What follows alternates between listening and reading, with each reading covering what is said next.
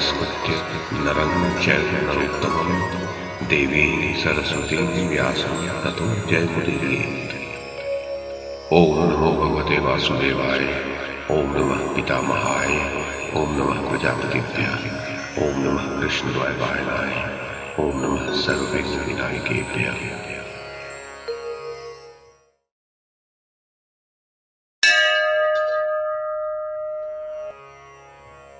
संजय ने कहा, महाराज धृतराष्ट्र, तदनंतर श्री कृष्ण ने अर्जुन के अनुपम भवन में प्रवेश करके जल का स्पर्श किया और शुभ लक्षणों से युक्त वेदी पर कुशों की सुंदर शैया बिछाई। तत्पश्चात विधि पूर्वक अक्षत, गंध एवं पुष्पमाला आदि से उस शैया को सजाया। उसके चारों ओर उत्तम आयुध रख दिए। उसके पश्चात जब अर्जुन आचमन कर चुके, तब विनीत परिचारकों ने उन्हें दिखाते हुए उनके निकट ही भगवान शंकर का निशीथ पूजन किया। तत्पश्चात अर्जुन ने प्रसन्न चित्त होकर श्री कृष्ण को गंध और मालाओं से अलंकृत करके रात्रि का वह सारा उपहार उन्हीं को समर्पित किया। तब मुस्कुराते हुए भगवान गोविंद अर्जुन से बोले, कुंती कुमार, तुम्हारा कल्याण हो। अब शयन करो, मैं तुम्हारे कल्याण साधन के लिए ही जा रहा हूँ।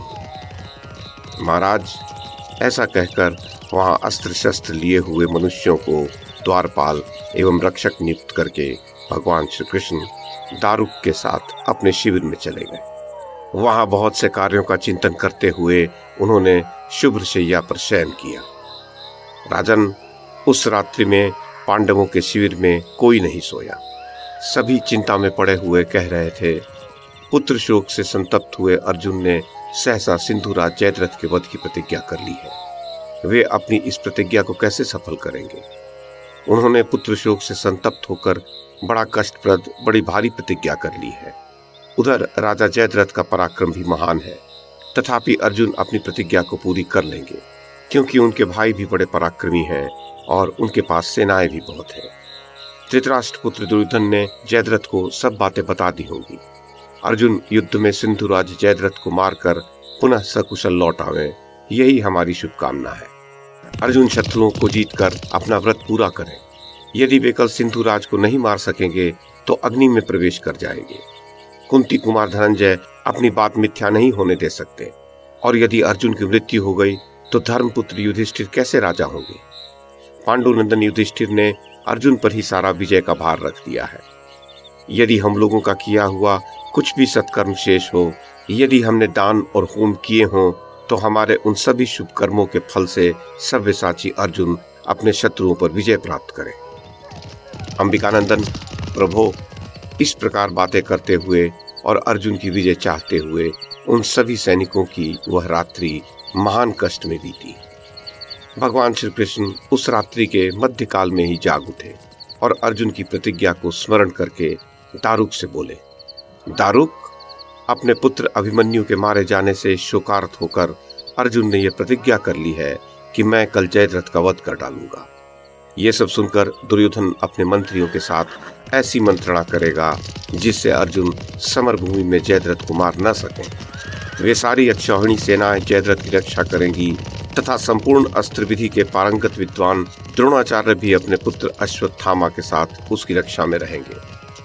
त्रिलोकी के एकमात्र वीर हैं सहस्त्र नेत्रधारी इंद्र, जो दैत्यों और दानवों के भी दर्प का दलन करने वाले हैं, परंतु वे भी द्रोणाचार्य से सुरक्षित जयद्रथ को युद्ध में मार नहीं सकते।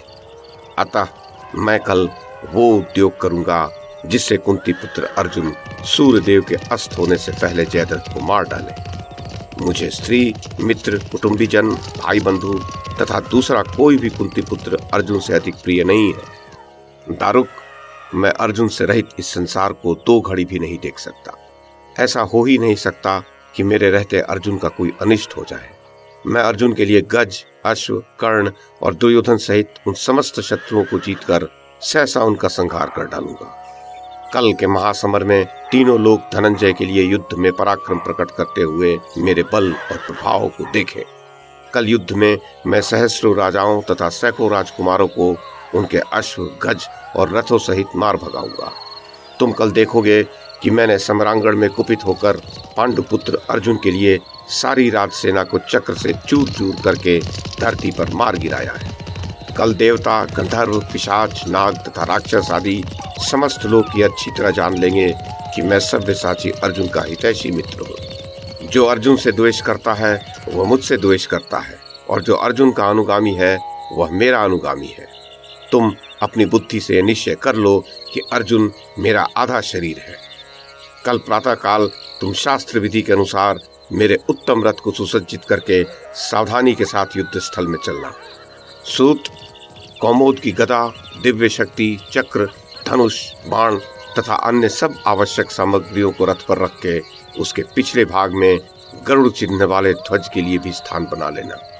साथ ही उसमें छत्र लगाकर मेरे चारों श्रेष्ठ अश्व बलाहक, मेघपुष्प, शैव्य तथा सुग्रीव को जोत लेना और स्वयं भी कवच धारण करके तैयार रहना।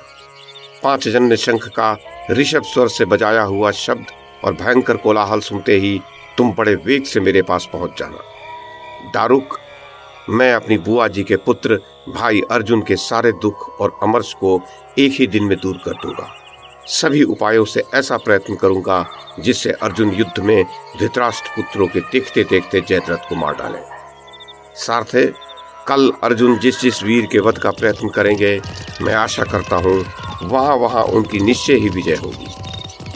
महाराज धृतराष्ट्र, तब दारुक ने कहा, पुरुष सिंह, आप जिनके सारथी बने हुए हैं उनकी विजय तो निश्चित ही है, उनकी पराजय कैसे हो सकती है। अर्जुन की विजय के लिए कल प्रातः जो कुछ करने की आप मुझे आज्ञा दे रहे हैं उसे उसी रूप में मैं अवश्य पूर्ण करूंगा।